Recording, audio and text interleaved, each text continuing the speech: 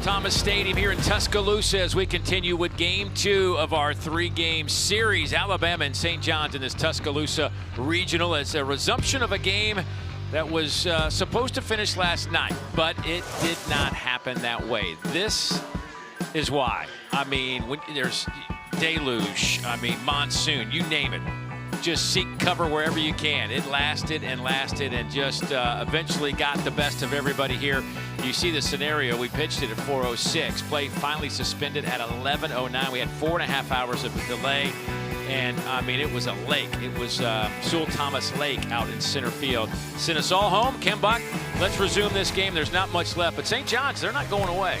Big Agreste's having a great Super Regional, 3 for 5 on base, 5 out of 7. That's 20 home runs. He cuts the lead in the 6 to 1, but it's crazy. The game of baseball in the postseason, small margins.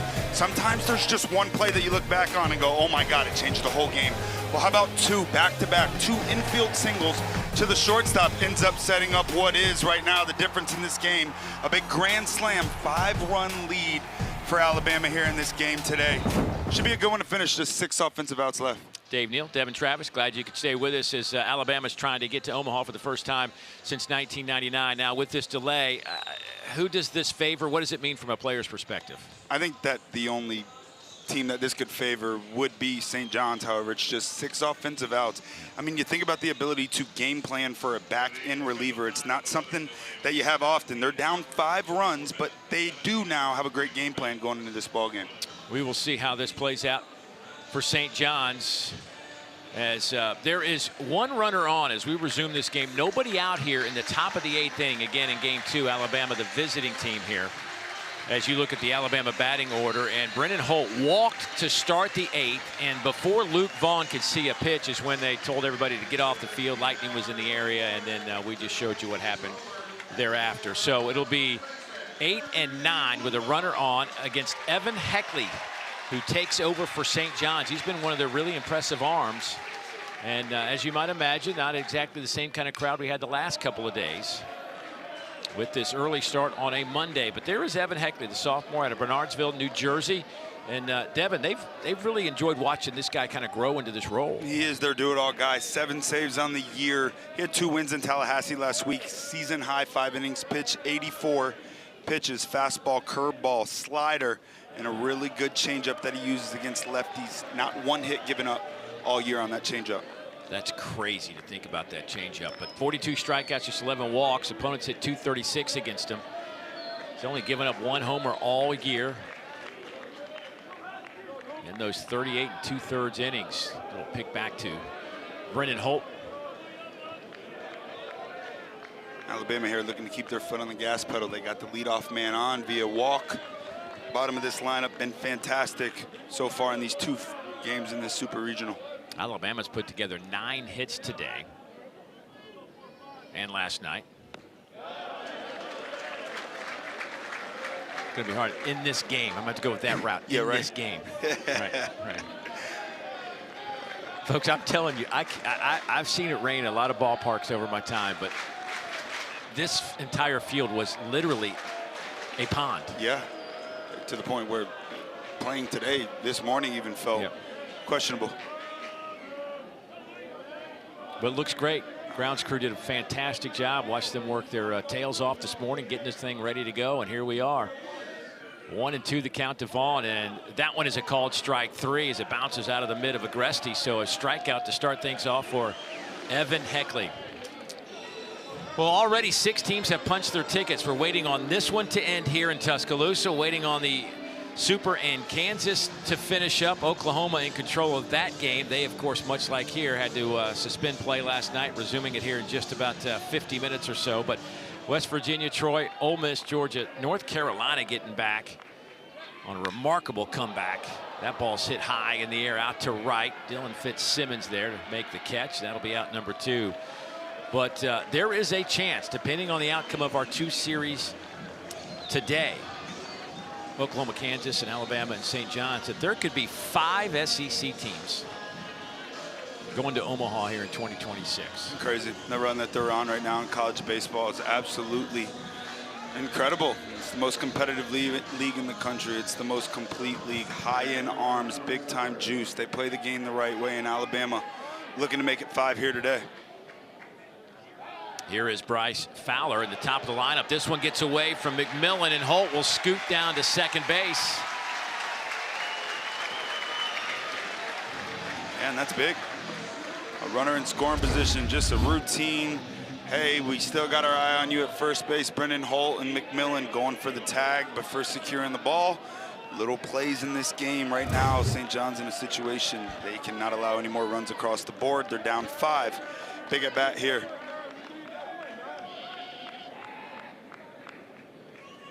Fowler in the leadoff spot. This one gets in front of Agresti, and that'll get Brendan Holt over to third base now. And more pressure pitches now. You think about that breaking ball. Heckley's the guy that gets a ton of strikeouts below the zone, and a nice block here by Agresti.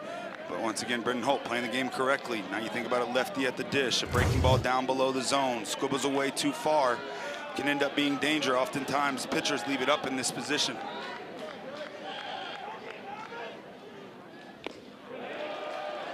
One and one the count to Bryce Fowler, who has 2 hits in this game, a double and a single.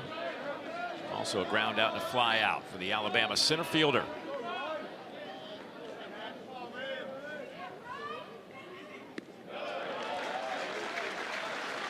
Alabama came into the weekend with a .257 team batting average. That was 15th in the SEC and 258th in the country. But yet they find a way to string them together when they need them. Oh, there's nothing better.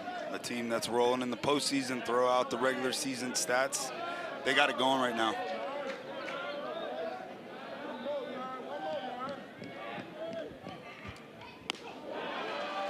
Big swing and a miss, 2-2. That's the slider there, plays like a cutter.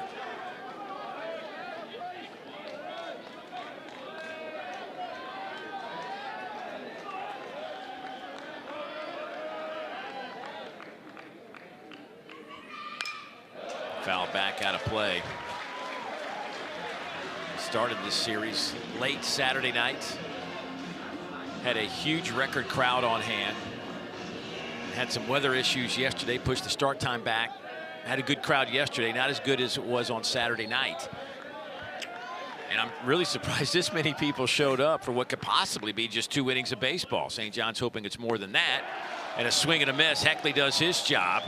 Gets a couple of strikeouts and a fly out. Now St. John's, they don't have many outs to play with. Better get it going. Top of the lineup to start things off in the bottom of the 8th.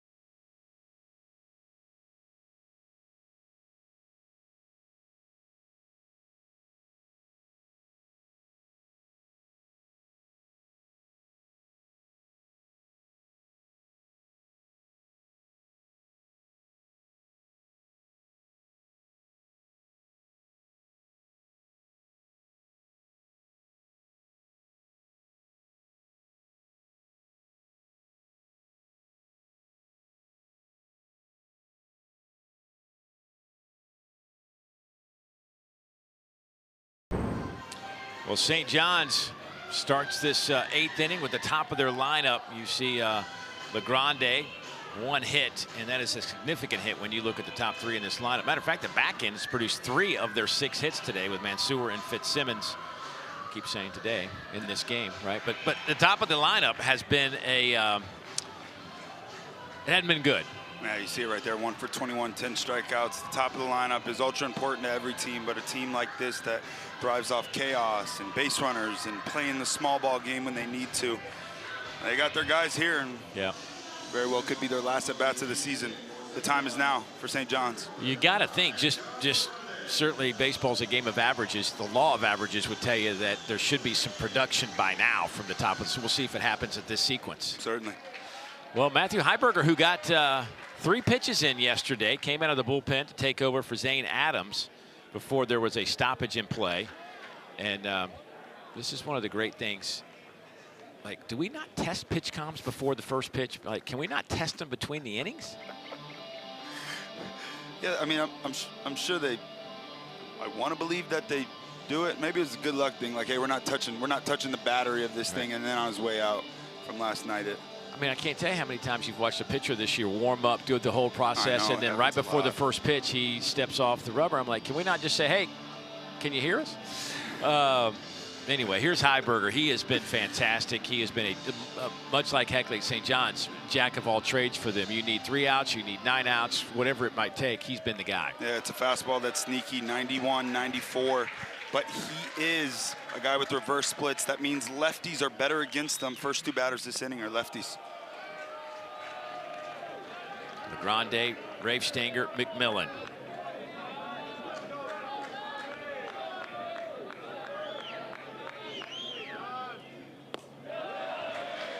That's in there for a strike. Home plate umpire Jeff Wright back behind the plate.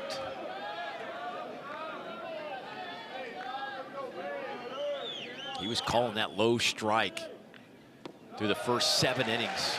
Just like that one right there. He has been consistent all last night into today. See right there, bottom of the zone.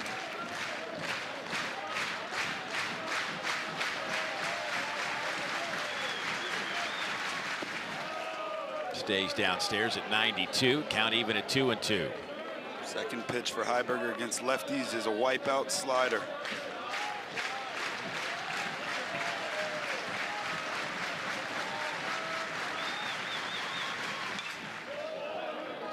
LeGrande came into the weekend hitting .329. His average down to .324. We just haven't really seen him get cranked up and see what he offers. This Alabama pitching staff has been elite. There's a little chopper. Holt charges. Going to have to hurry and makes a nice play.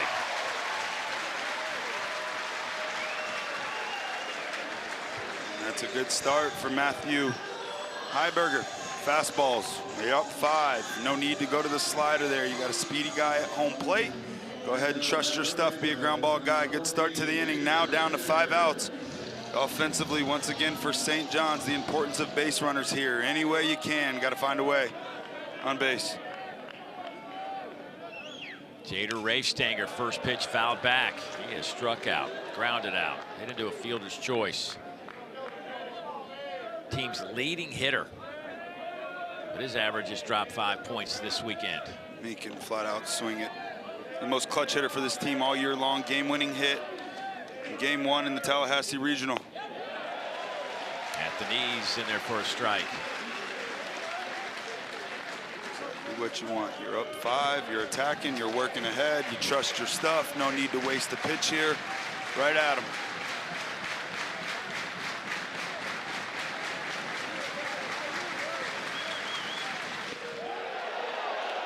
Just off the plate. That was close. And I always favor hitters. Nice take. Of course you do. That's right. Of course you do. This game's too hard to give him a centimeter off the plate. Another high chopper to the right side. Underhand toss to Heiberger, and that'll be out number 2.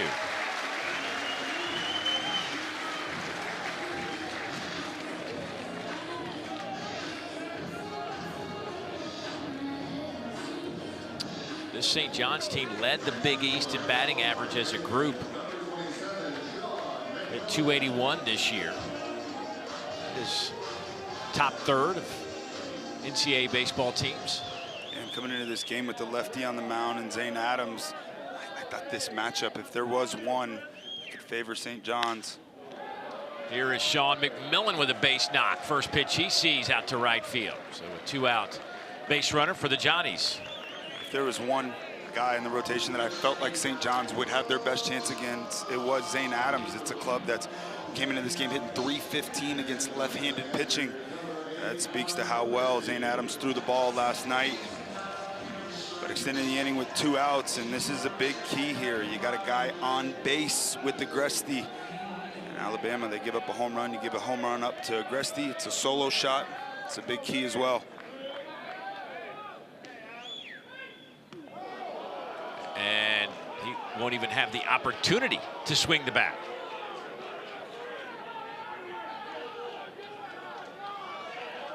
He's now been on base 6 out of his 8 at-bats. And that's just a fastball trying to go in on a guy. It's got big-time juice. You got to be able to locate fastballs in on the plate to these big guys, and he just yanks one there. Little 2-out rally going on here for the Johnnies. 10th time Agresti's been hit by a pitch. He's been intentionally walked 14 times this year as well, has Agresti, but now Will Cowan with a chance. Cowan on the year has 5 homers, average not where he would like it, certainly, at .215.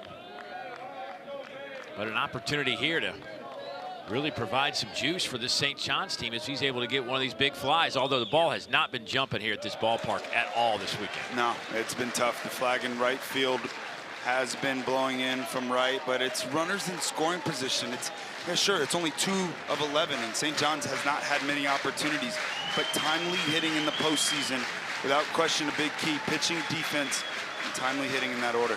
They're 0 for 12 in this super regional with runners in scoring position. That one misses badly inside.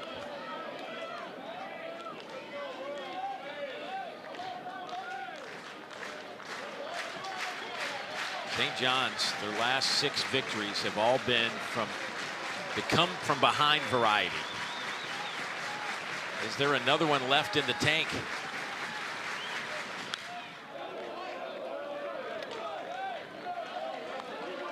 Heiberger has thrown 19 pitches and 19 fastballs, just coming out attacking. He does have a changeup. It's a pitch that gets the highest swing and miss rate. If there was a time to throw one, it's right now.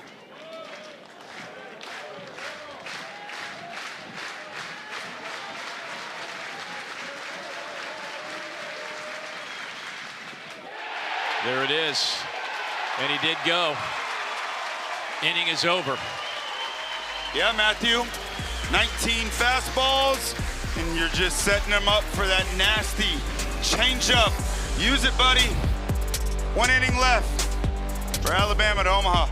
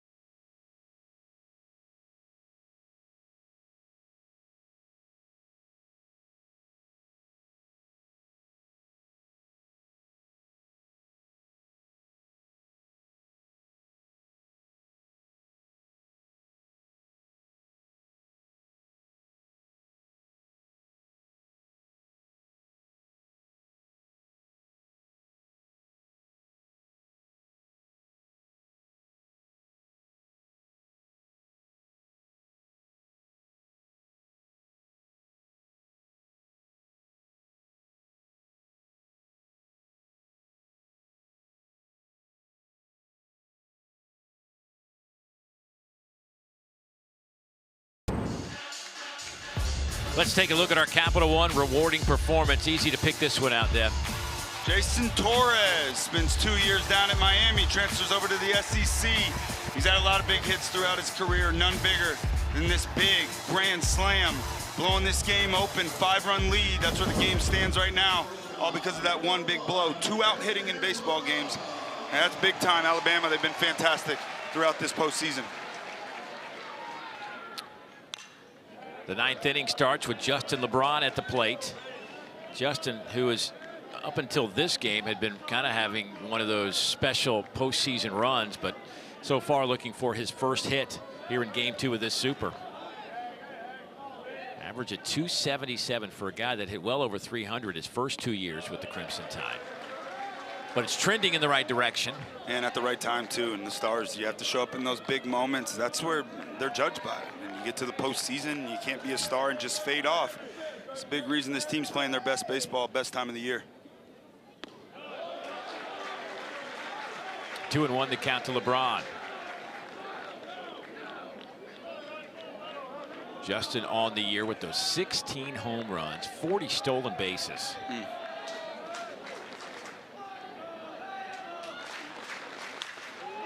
That one down the line and foul.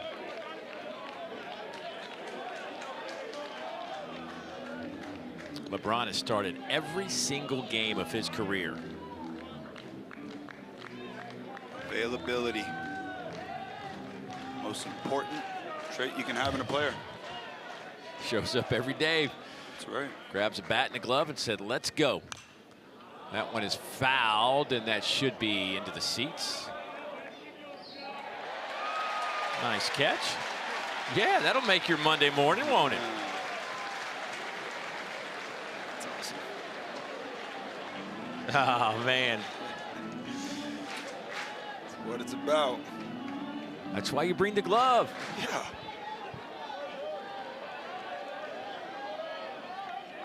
2-2 on LeBron. That one stays inside. Heckley had a nice opening inning. Got a couple of strikeouts and a flyout. Not walk Justin LeBron. You walk him, it's a double with those 40 bags. And that's what he did.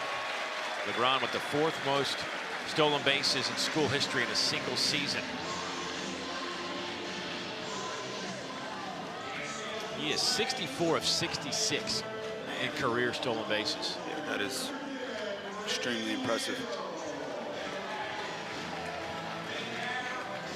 The only Division I player with 40 bags and 16 home runs.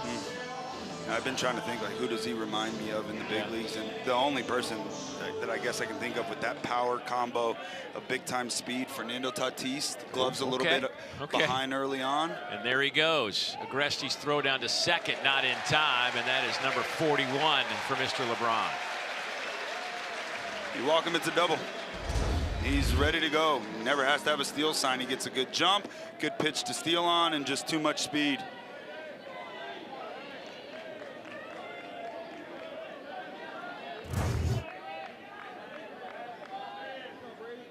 Brady Neal leads this team with a .330 batting average. He's produced some electric moments, none bigger than the 3-run home run in the regional to propel the Tide into this super. Wow, what a great story. Having a fantastic year, bounce back year. 219 last year. Man. And now he's at .330. Whew. And smiles every time we're looking at him. That's right. This feels like a moment. It's the last round of a boxing match, and that extra run out there just feels like plate that run. It's a knockout blow.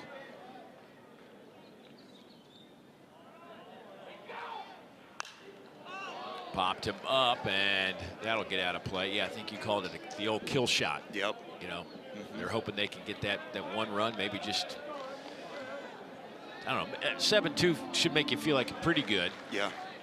That one extra run, man. It really does. I mean, it's everybody on that field right now is saying, man, no more runs across. We're already down 5. We got a good night of sleep.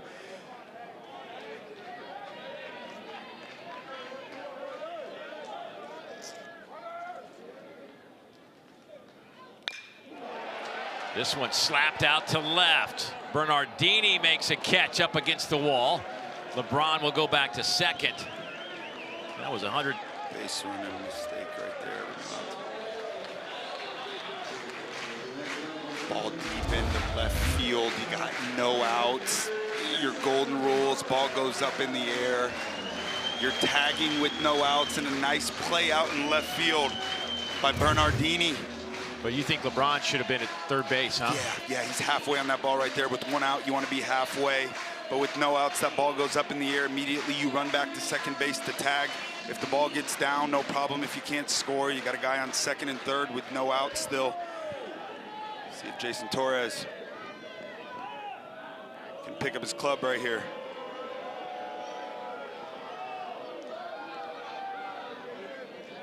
Torres with the big hit. The biggest of bigs, the grand slam. Hit it into the right field Ragers is what they're call themselves. They're back.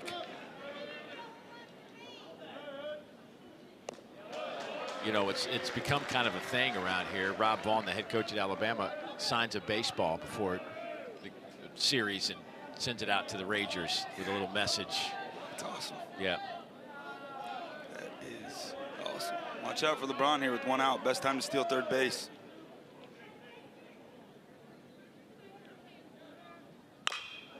That ball's hit hard, but it's going to be caught and left, and LeBron scoots back to second again. Boy, big swing from Torres, and he just missed it. Just enough cut on that baseball to get off the end of the at-bat. The bat. And that's the importance, right? With no outs there, LeBron tags, gets the third. Ball in the outfield, scores a run there. St. John's looking for any bit of momentum to be able to grab. Big opportunity here to get out of this thing after a leadoff walk and a guy on second base with no outs. Here's John Lim, he of the broken finger. Lim, a ground out, hit by pitch, and a strikeout today, or in this game. His first at-bat today for the young man who's been splitting duties behind the plate with Brady Neal this year out of Australia. Boy, hit a monstrous home run up against the batting eye to win in a walk-off against Vanderbilt late in the regular season. He is in the driver's seat here in a 2-0 count. An open base, righty on deck, and Eric Hines, the highly talented freshman.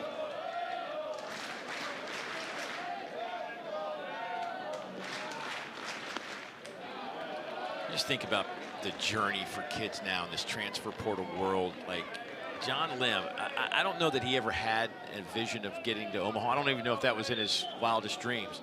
2 years at South Suburban Community College, a year at Southern Illinois. Now he's here at Alabama, knocking on the door of a trip to the College World Series. Special.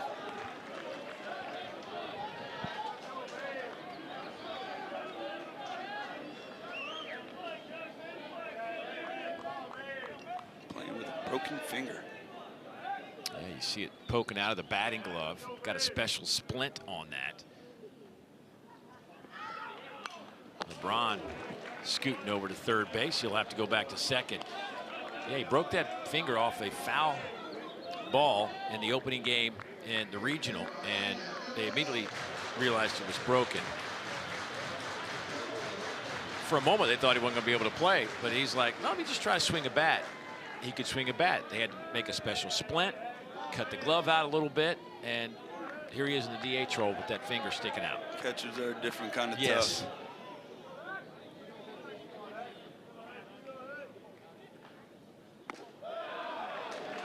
So as far as Alabama's season lasts, as long as it lasts, Lim will be in the DH role and Brady Neal will be behind the plate the rest of the way for Alabama.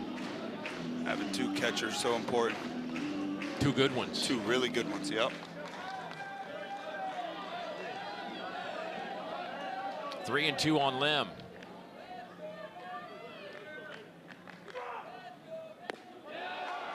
Called strike three, and the inning is over. So for St. John's, the season is on the line, and even some careers.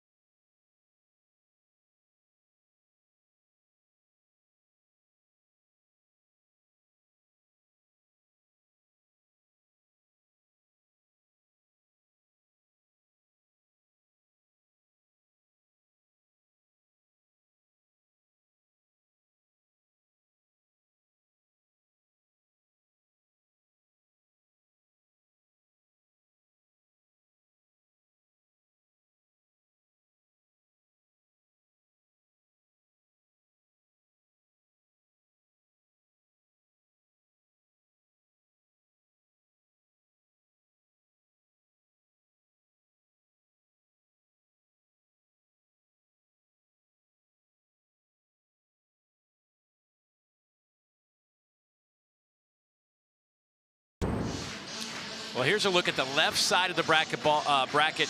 As you go to Omaha, these 4 teams will play in pool play together. North Carolina, Ole Miss. My goodness, there might be a half a dozen big league pitchers on those staffs featured in that one. Meanwhile, on the right side of the bracket, there is a possibility, if the scores hold up from today, that the SEC will have all 4 teams in that pod. Here is Aiden Fry, first pitch, little blooper right to Justin LeBron. And Alabama now 2 outs away from going to Omaha. Think about the run the SEC has been on. 6 straight national champions coming out of the SEC. Opportunity for 5 more SEC teams in it this year. Incredible.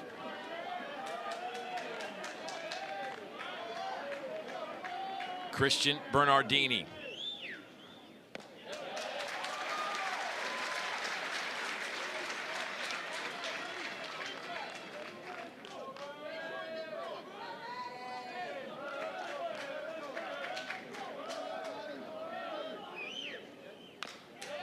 Fouled off to the right side. And the great thing about Omaha this year is it'll be a completely new set of 8 teams. We will have a new national champion. Love it.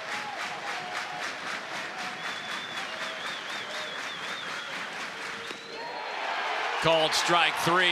92-mile-an-hour fastball from Heiberger, and now the Tide are 1 out away.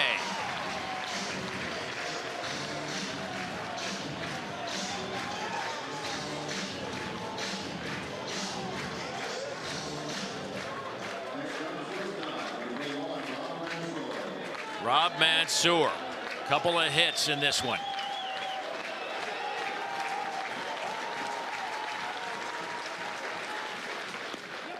He looks at a pitch on the inside.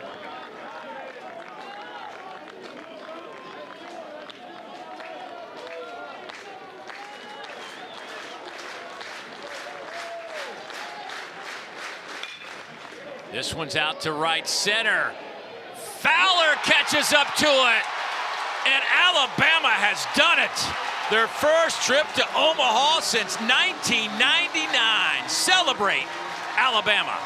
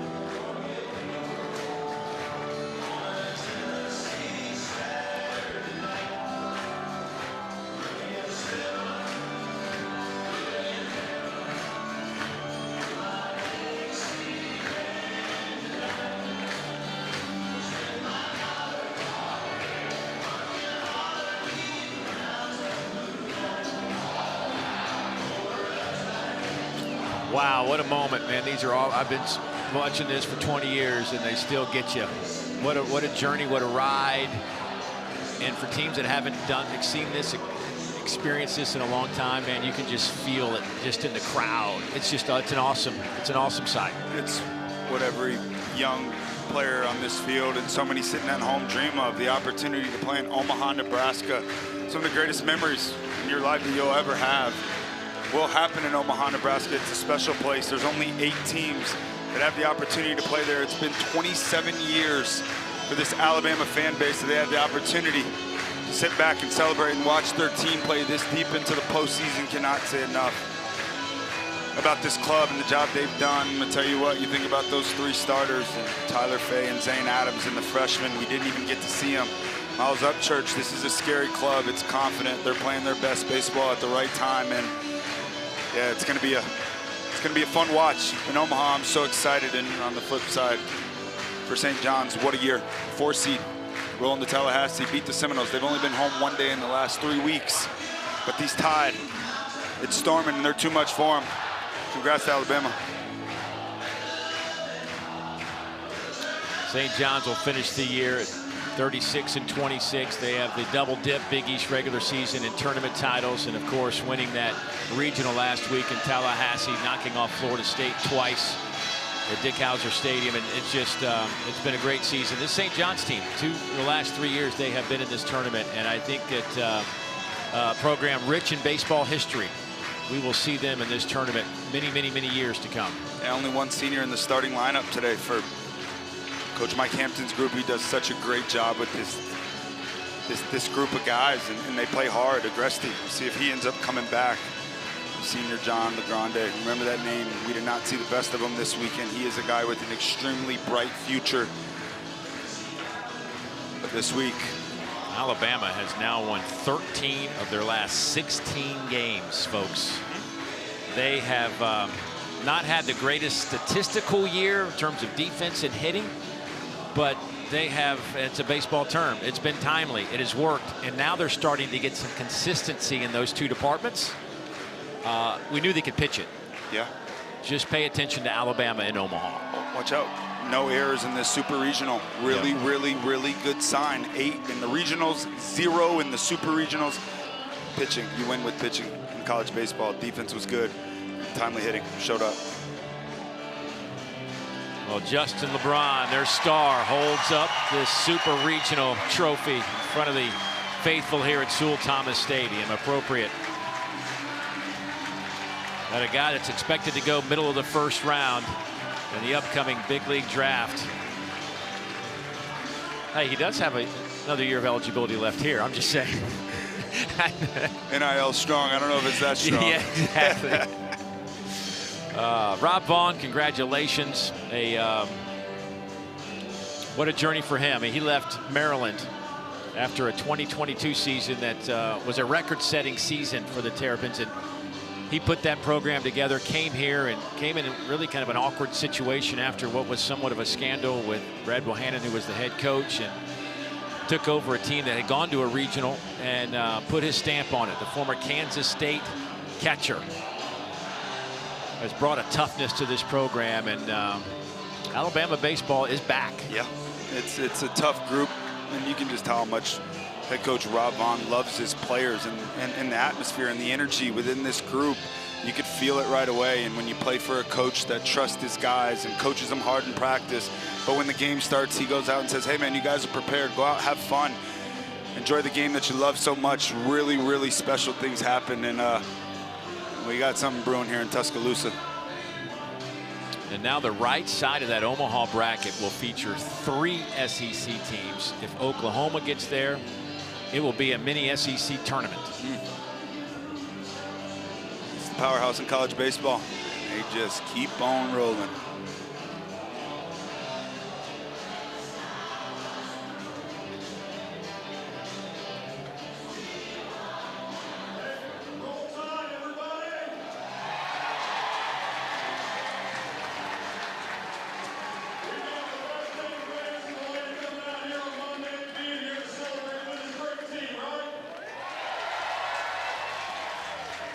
I'll tell you what, I'm fortunate to have gone to Omaha a number of times.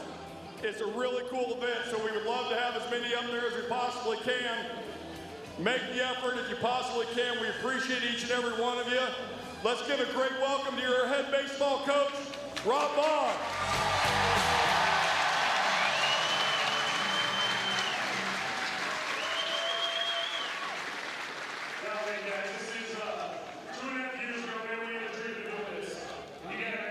of kids, man. You got a group of fighters, a group that represents this school exactly how it should, man. And this is 27 years, man. There ain't a better group to go right here. So, man, proud of these guys. I want to say thank you to you guys. You guys showed up. We had guys sitting in the rain out there. The Rangers, absolutely awesome. Let's go. Absolutely awesome. Man, we can't do this without you guys. We're so grateful. Thank you for your support.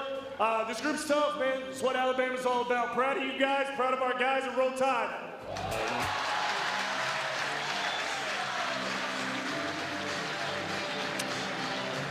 Greg Byrne, the athletic director, introducing his head coach, Rob Vaughn.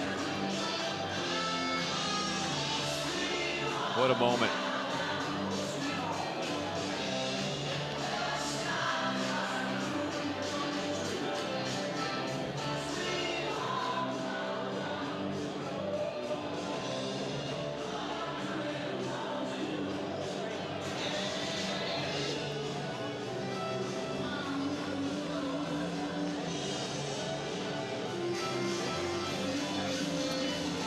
This Alabama baseball team, back-to-back 40-win seasons. They will head to Omaha at 42-19. Last year, 41-18. And a big part of that is the guy that has a headset on right now, Justin LeBron. And Justin, can you just capture, talk us through your emotions right now?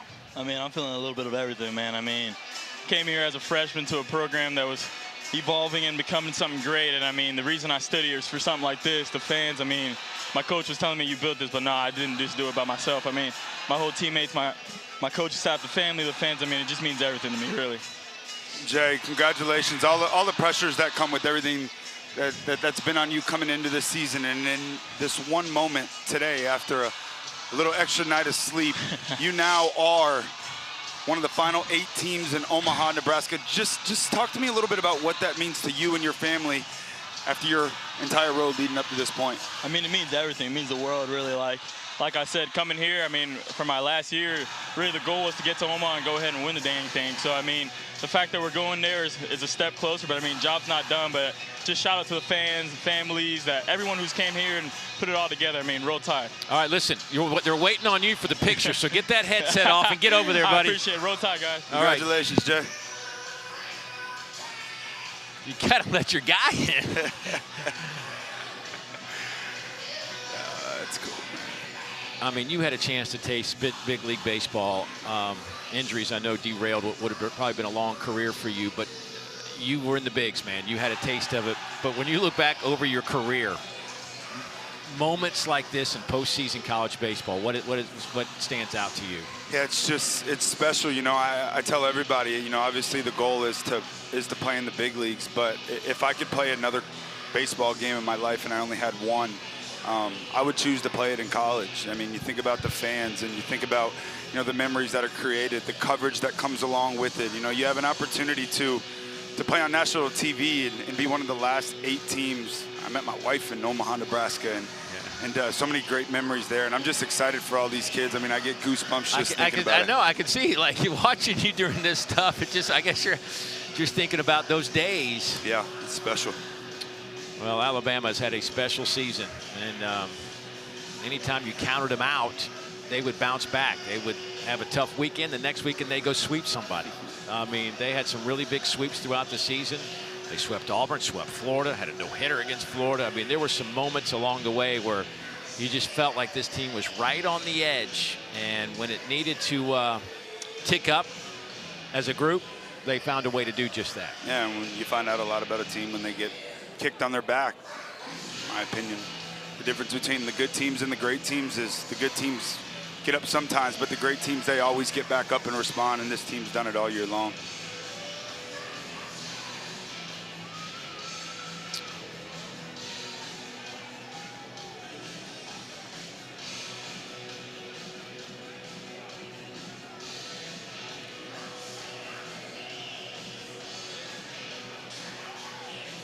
I mean, there's a whole process to this, right? I mean, oh yeah.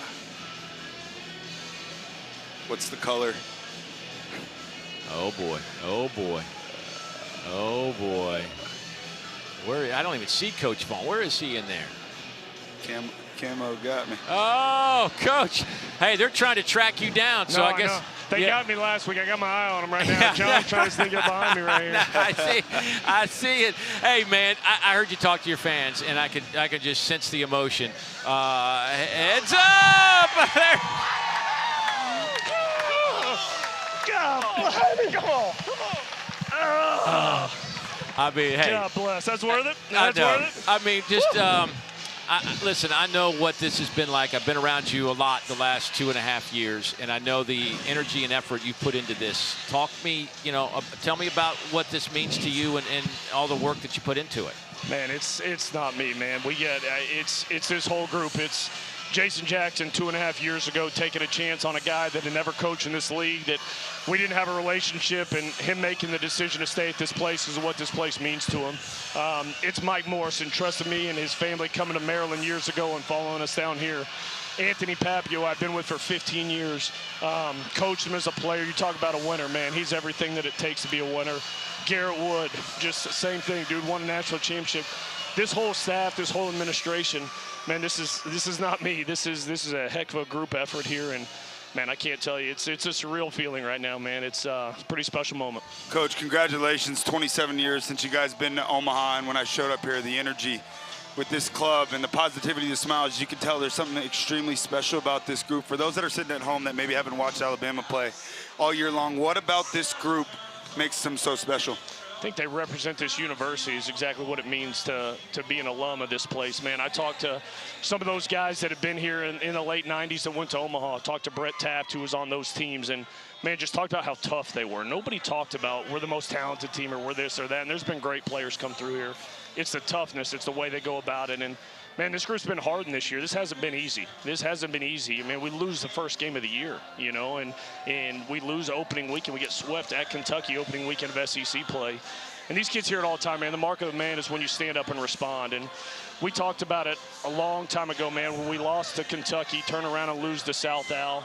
Man, we talked about just tribulations and everything, trials and struggles, just developing perseverance and molding you into what it could be, and really hardening this team for May, June. And that's what it's done, man. This is a tough group of kids. I love them. It's so cliche to say we get another week together, but golly, man, I love this group, and man, they've cemented their legacy here at the University of Alabama. I got to ask you about Justin LeBron, and I know he was a late addition to your first recruiting class here. What has he meant in his growth? He hasn't missed a start since he's been here. His value to you, not just on the field, but in the clubhouse, all of that goes into being who he is. You don't get here without people like him, and it starts with his family. You meet his mom and dad. I remember going and flying to Miami right after I did my press conference here when I got introduced, and meeting with him and his family. And it took about 30 seconds to realize what kind of head that kid had on his shoulders. And in the world we're in now, man, you see it all the time. And you see guys move on and do this, especially a kid of his caliber. And, man, there was never a doubt with him. And he just wanted to stay here. He wanted to win at Alabama. And guys like him, guys like Jason Torres, guys like Bryce Fowler, guys like Brady Neal, guys like Tyler Faye, Zane Adams, Matt Heiberger, Hagan Banks. I mean, I could go on and on. It's just a special group of kids, and, man, I love them a lot. All right, so right now on this side of the bracket, the right side we call it, there are 3 SEC teams in there. Oklahoma looks like they might get in there. Could be 4 teams on this side of the bracket. Old home week, SEC tournament feel. What do you make of all that? Yeah, man, I think it just goes to the strength of this league, and there's great teams all over the country. I know, man, we're in the SEC. We're supposed to pound our chest for the SEC. There's some dang good baseball teams all over the country. I think the gauntlet that is the SEC is what makes it what it is. 30 straight games against the best of the best, man. That'll prepare you for moments like this. And, you also had 2 other SEC teams that aren't playing still right now in Mississippi State and Auburn that are incredibly good. Could be one of the top 3 or 4 teams in the country. So just a very strong league. And, man, college baseball's in a heck of a place right now. It's a heck of a lot of fun. All right, listen, you're going to get ready for Omaha. Enjoy this show a little bit longer. I've enjoyed being around you all season again, and I mean, I must say congratulations. Well earned. Yeah, appreciate you guys. Roll Tide. Congrats, Coach. I know you feel just after he's that kind of guy where you just feel like you're ready to do something great after talking to him. Yeah, you root for guys like that. Well, here's a look at the bracket, the right side of the bracket, and waiting on the Oklahoma-Kansas, which will get underway here in a few moments. And if Oklahoma is able to continue down their path today to finish that one up, they will head and they will face Alabama in game number 1. Meanwhile, on the left side of the bracket, these 4 teams will battle it out to see who gets into the championship final. West Virginia and Troy will start things off Friday at 2, and then North Carolina and Ole Miss Friday night at 7 Eastern. That will be must-see television as well. Boy, this is shaping up to be very fun. You've got the underdogs. You've got some teams that certainly you recognize out there, and teams haven't been there in a long time, like Alabama. Georgia hadn't been there since 08. That's going to be a fun College World Series this year. Don't forget, we've got that Oklahoma-Kansas game coming up in just a couple of minutes. Final thoughts? This was an incredible atmosphere. I've never been here to Tuscaloosa. The fans, they showed up. We had no idea what it was going to look like today. I thought it was going to be a quiet fan base, but no, they're here. 11 a.m. on a Monday. Alabama, Crimson Tide, they punched their ticket to Omaha. It's going to be a ton of fun to watch. I love the fact that there's 8 new teams in Omaha. We're going to have a new national champion this season. I'm so excited. All right, can't wait for that to get underway. Still have one more super regional to get through before we can start talking about all those matchups in depth. But right now, Alabama continues to celebrate their 7-2 victory over St. John's, a really good St. John's baseball program under the direction of Mike Hampton. They'll finally get to go back home to Queens after what has been like basically a three-week road trip. Meanwhile, the celebration will be going on, I'm sure, the rest of this day and maybe into tomorrow for this Alabama baseball club. First time since 1999, they will make a return trip to the College World Series. A lot of fun. Thanks for all the help from the NCAA and our exceptional ESPN baseball crew, working long hours to bring the pictures and sound to you. We're just a small part of it. So for Devin Travis, the rest of our crew, I'm Dave Neal saying so long from Tuscaloosa, where the Crimson Tide win at 7-2. Time to get you to our studio. Matt Schick and my man, Coach Rooney.